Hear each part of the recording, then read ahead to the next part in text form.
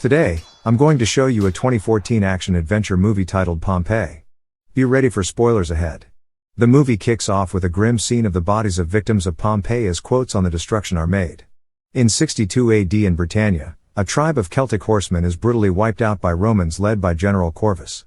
A boy named Milo notices how the soldiers take the life of his father, the leader of the nomadic tribe of the Celts. As the mother tries to save her boy, a rider rushes past her and knocks the woman off her feet.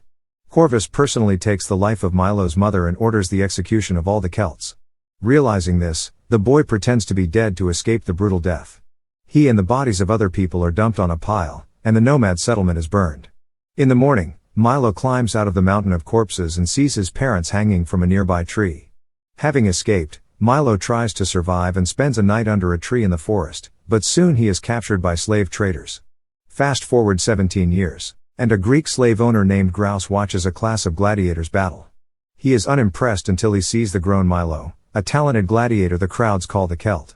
He easily copes with 3 Romans and sends them to the next world in a matter of seconds. The Greek sees his victory and decides to redirect Milo to Pompeii so that the guy does not fight in the outback but closer to Great Rome. On their life-altering journey, they stumble upon other travelers leading a carriage carrying Cassia, the daughter of the governor of Pompeii, and her servant Ariadne. Suddenly, the wagon falls into a pit, causing the horse to fall to the ground. Realizing this, as a horseman, Milo asks to help out the unfortunate animal. He saves the horse from suffering and twists its neck. Cassia sees this slave with a heart of gold and is instantly drawn to him in the city. Cassia meets her father, Severus, and his wife, Aurelia, who are happy to have her back after a year in Rome. Severus is hoping to have the new emperor Titus invest in plans to rebuild Pompeii, but Cassia warns him of Rome becoming more corrupt. A servant named Felix takes Cassia's horse for a ride, but an unfortunate turn of events occurs.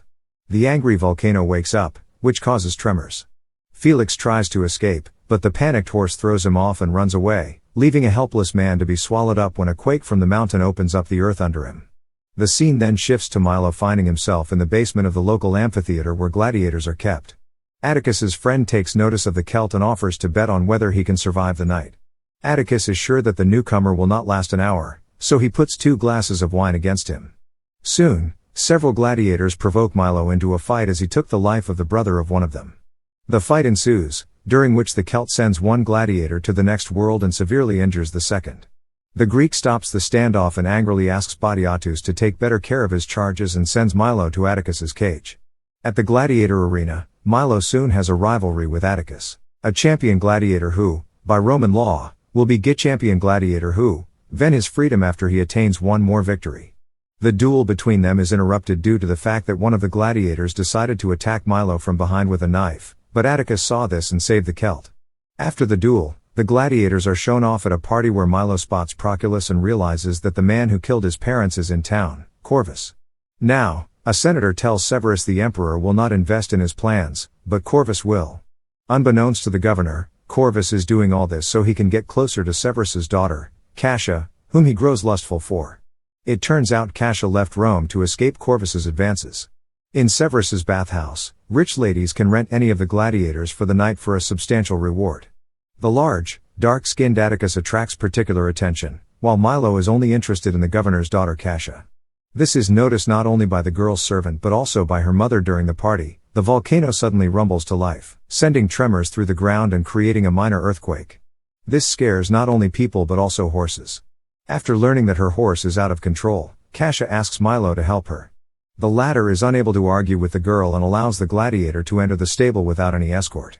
Milo easily calms the horse, and Cassia, who followed him after a couple of minutes, sees that everything is already fine and tells Milo to use the moment to escape together. Both Milo and the girl take a ride from the villa, and soon after them, the chase begins. However, the path only leads them to the volcano, forcing Milo to realize that it is better to give up. He tells her that they cannot be together.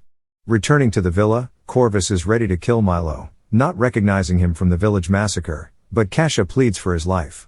Milo is lashed 15 times for his actions, and Atticus admits respect for the man as they prepare to face each other at the upcoming festival in the amphitheater of Pompeii. To punish Milo, Corvus orders him killed in the first battle, and the wicked trainer Bellator convinces Grouse to sacrifice Atticus as well. Soon, the Greek notices that cracks have appeared in the ceiling and the amphitheater cannot withstand tremors. He points this out to Severus and asks to reschedule the sport, but the rich man refuses to do so. Realizing that something terrible is coming, the Greek decides to leave the city with his guards. A staged fight is organized in the arena. Governor Severus decides to please the senator and repeat the scene of the suppression of the Celtic rebellion by the Romans. To do this, Milo, Atticus, and several other gladiators are chained to rocks as other gladiators come out as Roman soldiers to recreate Corvus's glorious victory over the Celts. At this critical juncture, Atticus realizes that the Romans will never honor his freedom, so they have to work together to survive in an unequal battle. Milo and Atticus send opponents to the next world one by one, while the champion is chopping down the crafted rock. Milo mounts his horse and continues to take the lives of his opponents. With the last gladiator, he copes in a matter of seconds, after which he dares to break the Roman standard. Corvus forces Cassia to agree to marry him by threatening to have her family killed for supposed treason against the emperor. Milo decides to punish the man who made him an orphan by throwing a spear at the senator. However, Proculus is quick enough and manages to save his master.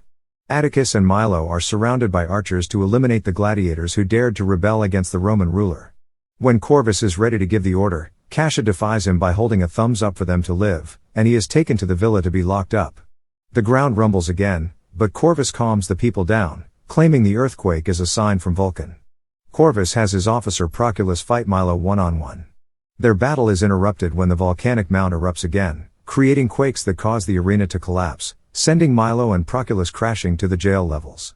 When Milo is cornered, he opens up the gates to allow his fellow gladiators a chance to attack. Proculus escapes, leaving Bellator to be torn to pieces.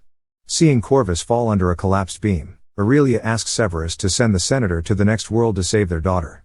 The man tries to fulfill his wife's request but fails and is stabbed by Corvus, who escapes. Upon meeting Proculus, Corvus orders him to take him to the harbor. Meanwhile, the Greek, not having time to leave the city, generously pays the guards to let him on the ship and sail away from the coast as soon as possible. The volcano unleashes balls of fire across the city as the populace tries to flee to the harbor. One fireball destroys a ship, killing the escaping grouse.